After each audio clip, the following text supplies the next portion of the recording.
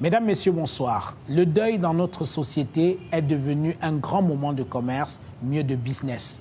Entre les cercueils, parfois importés à des prix exorbitants, les corbillards luxueux et les veillées funèbres organisées à grands frais, la facture est mortelle. Il existe désormais une véritable économie autour des deuils. Quand la mort fait vivre, je vous propose de regarder cette enquête signée Ebel Olinga, Clément Colop.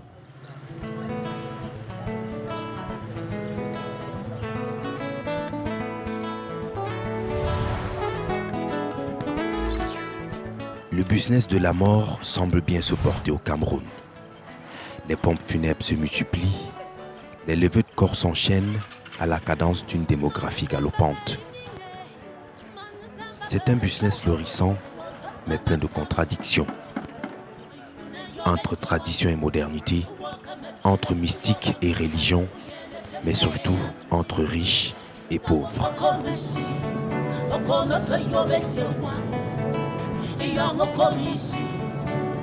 Si devant la mort on est tous égaux, au cimetière, les inégalités sont frappantes. Pour se faire une idée de ce que coûte la mort, mieux vaut se tourner vers un professionnel. Hervé Patrice Thiami possède sa propre entreprise de pompes funèbres. Il nous explique. Chez nous, nous proposons un service complet en fait. C'est-à-dire, nous avons des fossoyeurs, nous avions des corbillards, nous avons la vente des cercueils, nous faisons aussi la vente des couronnes, généralement qu'on appelle gemme de fleurs. Nous avons des thanatopateurs, donc moi j'en fais partie aussi. Nous avons un service de protocole, qu'on appelle des porteurs en fait, ceux qui sont là pour porter des cercueils. Très souvent, nous travaillons plus avec des intérimaires. Comme c'est un secteur qui ne donne pas de temps en temps, qu'est-ce qu'on fait? Quand nous avons plus de demandes, nous faisons appel aux chauffeurs ou bien aux techniciens qui travaillent indirectement avec nous.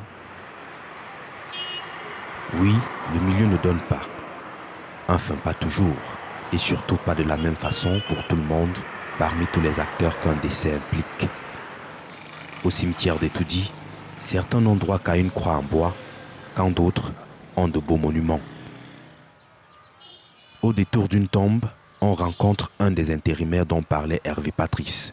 Je suis un maçon. Je suis en train de lever une tombe et mettre le carreau. Pour faire une pareille tombe, ça peut me prendre environ 2 semaines. La main-d'œuvre peut coûter environ entre 100 et 80 000 francs. Ça dépend aussi de la causerie de la personne qui est morte. Jusqu'à 100 000 francs de main-d'œuvre, sans compter les matières premières. Pas étonnant donc que les monuments en pierre soient mis sous clé à l'abri du vol et des dégradations. Pas de quoi pour autant gagner sa vie en tant que maçon. Travailler une tombe, pour moi, quand quelqu'un meurt, c'est pas pour gagner de l'argent, mais c'est plutôt aider. Et de là, bon, la personne peut aussi me donner mon savon, mon peu de jours que j'ai fait passer là. Bon, je peux faire environ 2-3 tombes, puisqu'il y a beaucoup aussi des maçons. Pour moi, ce n'est pas un travail qui m'intéresse beaucoup, mais c'est l'aide plutôt.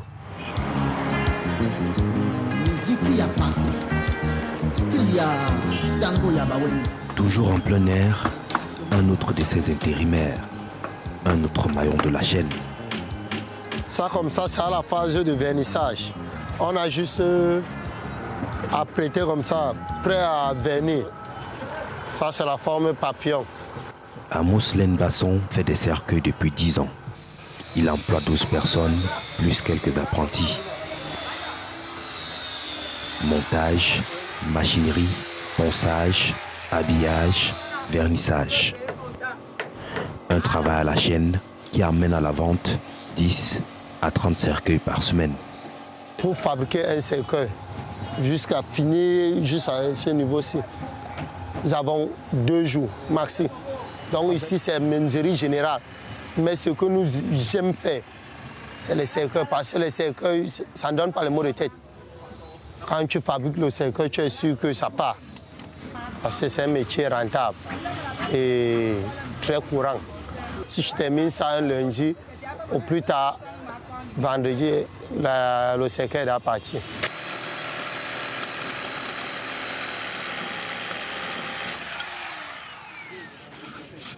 Les cercueils, c'est selon le client qui vient en face de toi. Donc le cercueil n'a pas un prix fixe. Il y a les gens qui ont les moyens.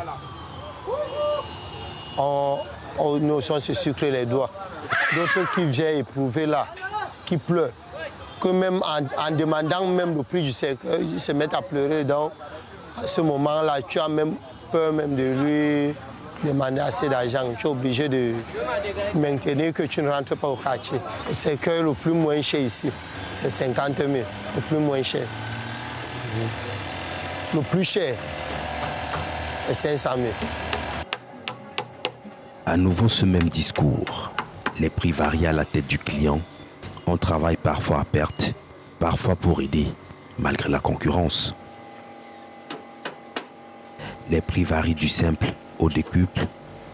Certains acteurs se sucrent les doigts, quand d'autres se rongent les ongles. Et la concurrence grandit malgré tout. Retournons donc auprès de Hervé Patrice pour lui parler de rentabilité. Il y a des moments où vous avez une famille en face de vous, comme tout à l'heure, qui vous explique les problèmes. Vous êtes obligé de revenir sur le capital. C'est-à-dire un cercueil qui vous revient à 100 000, vous êtes obligé d'entrer dans votre prix de revient. OK? Parce que la famille qui est en face de vous vous explique tout ce qui manque comme problème. Vous êtes sensible. Parce que le deuil n'attend pas. Le deuil ne prévoit pas, en fait. Le deuil surprend. La réponse au moins est franche, mais nous n'obtiendrons pas d'estimation chiffrée. Il faut dire qu'ici, les gammes varient. Tout s'achète, on choisit son modèle de cercueil, on le personnalise, on choisit même le corbillard, et les prix sont en fonction.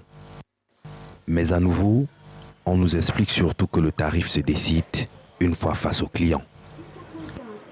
La sensibilité se mêle à la facture. Ailleurs à Yaoundé, constat identique. Cette fois, l'offre est plus haut de gamme. Ici chez nous, nous sommes vraiment spécialistes pour les cercueils importés. Il y a des demandes, il y a des gens qui adorent ça, ils ne veulent pas des cercueils camerounais. Ils aiment des cercueils importés.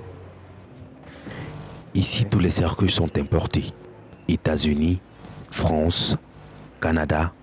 Pas besoin de faire du sur-mesure. Les boîtes sont assez larges. 4x4 Chevrolet pour les routes compliquées. Sinon, les corbillards sont des Cadillacs. Mais toujours cette même rengaine. Pour nous, on a des prix selon les clients et selon aussi les distances. Ouais, selon les rapports qu'on a avec des... Ça peut être quelqu'un de la famille ou un ami qui vient avec un client. Ouais, il n'a pas le même prix que quelqu'un de dehors. Le business de la mort, c'est finalement peut-être le seul marché où la demande ne peut pas s'adapter à l'offre. Une fois qu'un défunt sort de la morgue, on se doit de l'inhumer, quel qu'en soit le prix.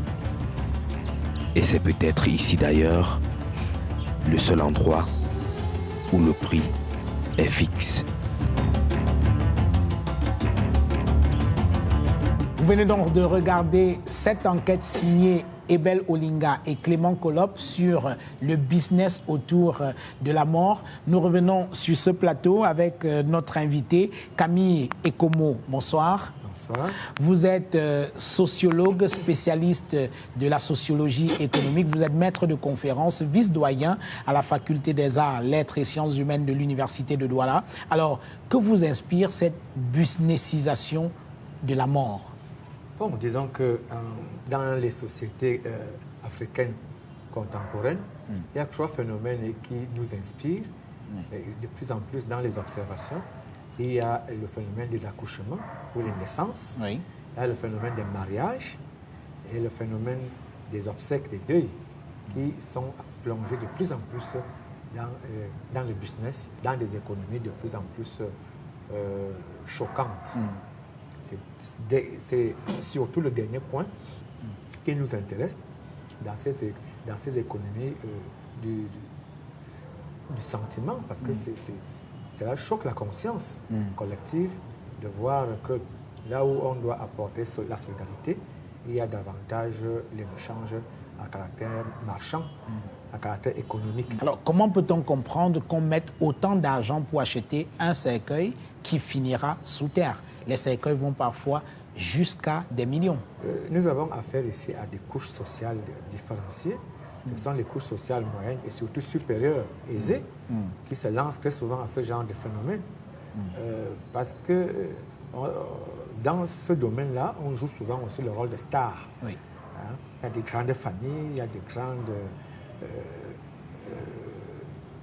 des grands cercles dans la socialisation, dans les couches sociales, en train de se promouvoir.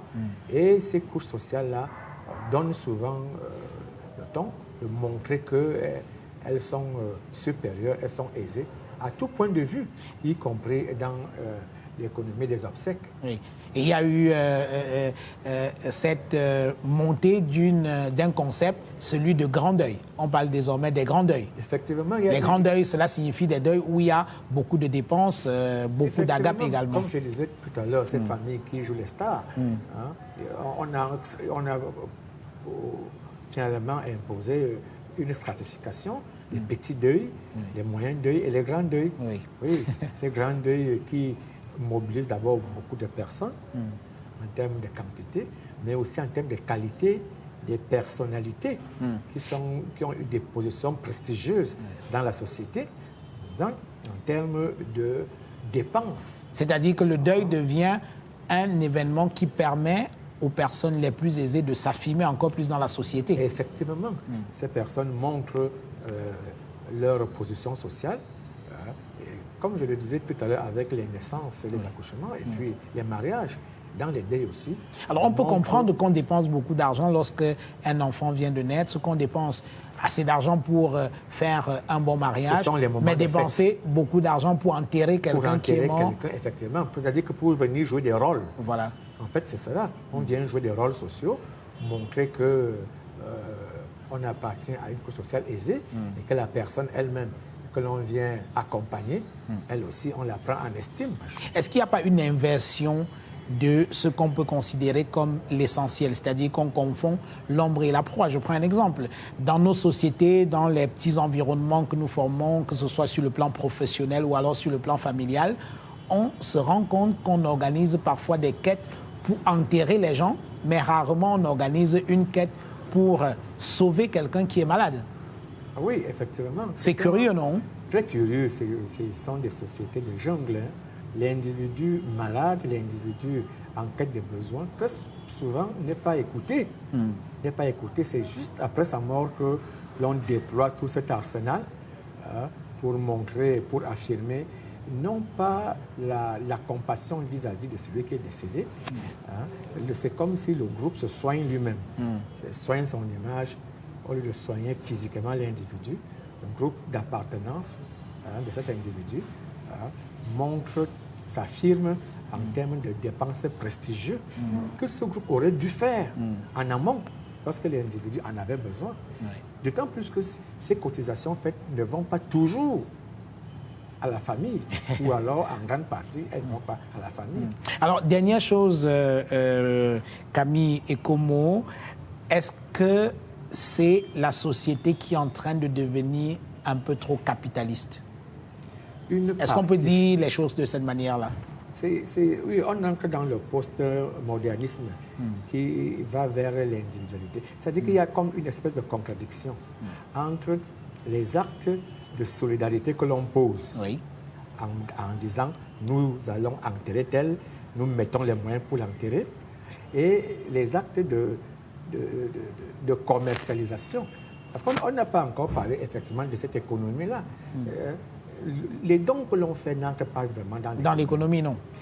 Nous parlons des dépenses. Voilà. C'est cette division du travail à travers les postes de dépenses qui fait qu'on entre dans l'économie.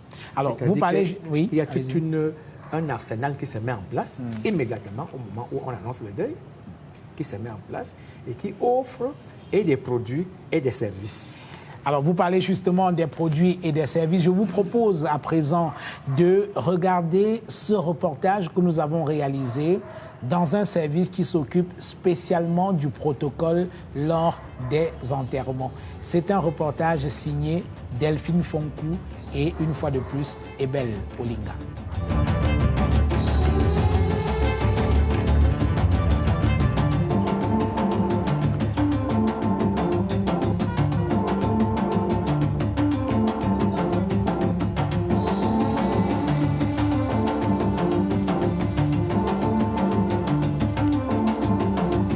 Cheveux bien coiffés, lunettes noires, costume cravate sur mesure, un habillement très soigné pour accompagner les cadavres jusqu'à leur dernière demeure. Louis-Dominique Abo a imposé cette tenue à ses employés. L'agent de sécurité reconverti en protocole a puisé son inspiration des obsèques du roi de la pop. Après une formation de 6 mois dans ce domaine, Dominique décide de créer une association pour la couverture événementielle qui vise à soutenir les familles éprouvées. Généralement, quand on nous appelle, c'est que c'est quelqu'un qui a proposé que bon, je connais une équipe comme ça et c'est comme ça que ça se passe. Donc jusqu'ici, vous allez voir peut-être d'autres groupes à l'extérieur, vous allez vous dire que c'est nous. Donc, il y a plusieurs groupes de nos jours qui font le protocole, qui font les mêmes services que nous faisons. Son équipe est constituée de 5 membres qui se déploient sur le terrain de sorte que 4 transportent le cercueil et un autre la photo du défunt. Lors des levées de corps et mises en bière, ils veillent au bon déroulement de la cérémonie. Pendant l'office religieux, le protocole veille également à la sécurité de toutes les personnes présentes.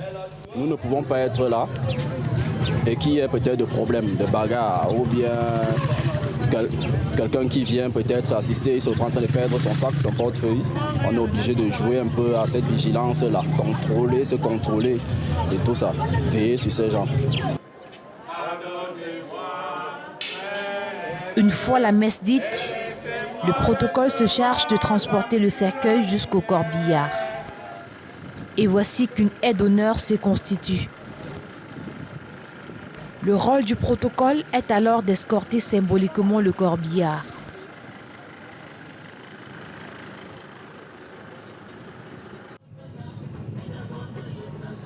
Le service se poursuit au village. Après les cérémonies traditionnelles et religieuses, le protocole conduit enfin la dépouille auprès de ses ancêtres.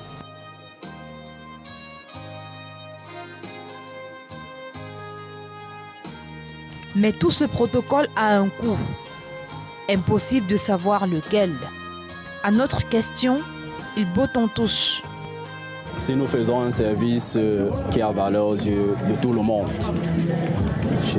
j'insiste encore en disant que je n'ai pas besoin de parler peut-être des prix, parce que pour moi ça ne sert à rien. Nous travaillons déjà pour tout le monde. C'est pour vous dire qu'on n'a pas un taux fixe. Si on fixe des taux et qu'on exige vraiment ça, on ne va pas aider nos frères, nos papas qui n'ont pas les moyens. Nous travaillons pour tout le monde. Parfois, quand c'est un mariage, on sait qu'un mariage, la famille se prépare. Quand c'est un deuil, vous avez affaire aux gens qui ont besoin de vos services, qui vous supplient et vous êtes obligé parfois d'accepter ce qu'ils vous proposent. Malgré que votre prix que vous avez proposé, ils acceptent, mais ils ne peuvent pas, ils n'ont pas de moyens. Donc c'est un peu ça. La plupart d'entre eux travaillent en semaine et portent des cercueils le week-end pour allonger leur fin de mois. Une vie à double visage. Voilà, nous revenons sur ce plateau avec vous, Camille Ekomo, et on voit bien que pendant que les uns sont en pleurs parce qu'ils ont perdu un être cher, il y en a qui se frottent les mains, comme Abo Louis Dominique, qui a carrément créé un business sur le protocole dans les deuils. C'est impressionnant, ça, non? Oui, c'est toute une chaîne. Oui. Vous parliez tout à l'heure d'une chaîne économique sur les obsèques. C'est une chaîne à partir des postes de dépenses. Commence généralement à l'hôpital. Pour ceux qui sont décédés à l'hôpital, il faut faire sortir le corps. Ah oui, il faut faire sortir le corps, il faut payer la morgue, tout ça. La morgue. Oui, il faut porter. Il y a ceux qui sont dans la mise en bière. La mise en bière. Et qui le prêtre qui doit venir dire... se plaignent il faut payer. Ceux qui sont dans les mises en bière, parfois se plaignent que le business, le marché est mort, le marché ne tourne pas bien. Donc, il faut davantage de personnes qui décèdent pour avoir davantage d'emplois à créer et donc aussi du business à se faire. Pour faire venir donc les services religieux également. Qui ont également leurs factures. Il y a toute une économie des vêtements qui partent, n'est-ce pas, des t-shirts avec l'effigie du décédé. Oui. Le programme des obsèques, parfois sur du papier glacé très luxueux. Ça devient comme une carte d'invitation d'un mariage. Absolument. C'est papier glacé luxueux, tout ça, effectivement. Et puis donc... la veillée. Il faut la veiller, il faut... louer des chaises et des tentes. Parce que ça prend souvent, pas seulement au moment où on enterre, il y a les obsèques après, il y a tout ça. Absolument. Donc il faut mobiliser l'alimentation, la boisson. La collation. La collation, il faut mobiliser tout cela. On a même vu, bon, on ne va pas citer, on va pas aller loin, on a vu les pleureurs. C'est qu'on va souvent louer des services. Des pleureurs. Pour des gens, si la victime, l'individu décédé n'avait pas de famille. Oui. Oui, on recrute des pleureurs. On recrute des pleureurs, des gens qui vont apporter un minimum d'émotivité dans un contexte de business implacable. Une émotion feinte quand même. Effectivement. Parce que c'est payé. Oui. Mais la facture est souvent très salée. Interrogeons à présent pour sortir le sociologue. C'est un phénomène qui est appelé à se développer ou alors à disparaître. Non, il va toujours se développer parce que ce n'est pas toute la société qui est concernée par les grandes dépenses. Toute la société est concernée parce que même les petites familles, à leur niveau, ont des dépenses qui sont structurelles à faire. Les mêmes dépenses, mais sauf qu'elles ne prennent pas des proportions importantes comme dans les grandes familles. Il y a toujours les mêmes petites dépenses.